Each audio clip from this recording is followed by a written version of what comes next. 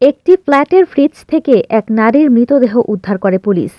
তার পরনে ছিল শাড়িসহ বিভিন্ন গয়না, তার হাত বাঁধা ছিল এবং গলায় রশি ঝুলানো।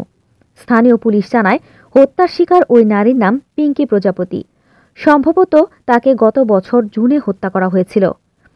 শুক্রবার 10 জানুয়ারি ভারতের মধ্যপ্রদেশের দিওয়াস জেলার একটি ফ্ল্যাটে অভিযান চালিয়ে মৃতদেহটি উদ্ধার করা হয়।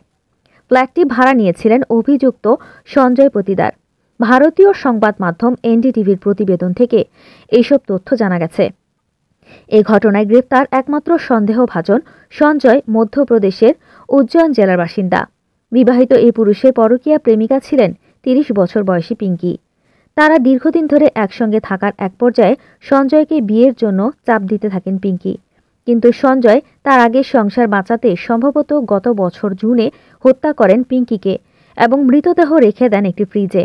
পুলিশ আরও জানিয়েছে, সঞ্জয় পতিদার গত 5 বছর পিঙ্কির সাথে পরকীয়ার সম্পর্কে জড়িয়েছিলেন এবং তারা প্রায়ই একসঙ্গে বসবাস করতেন। পুলিশ প্রাথমিক তদন্তে জানিয়েছে, পিঙ্কি তাকে বিয়ের জন্য চাপ দিচ্ছিলেন। এই বিষয়টি পিঙ্কিকে হত্যা করতে প্ররোচিত করে। পরে সঞ্জয় তার এক বন্ধুর সহায়তায় তাকে হত্যা করেন। দিওয়াসের police super SP Punit Gehlot বলেন, পিঙ্কির বয়স 30-এর মধ্যে। আমাদের সন্দেহ তাকে 2024 সালের জুনে হত্যা করা হয়েছিল। ফ্ল্যাটটি থেকে দুর্গন্ধ বের হতে শুরু করলে প্রতিবেশীরা বাড়ির মালিককে খবর দেন।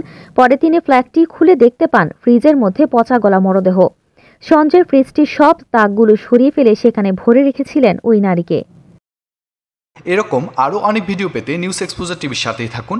চ্যানেলটি সাবস্ক্রাইব করুন এবং সাথে বেল আইকনটি বাজিয়ে দিন। আসসালামু আলাইকুম।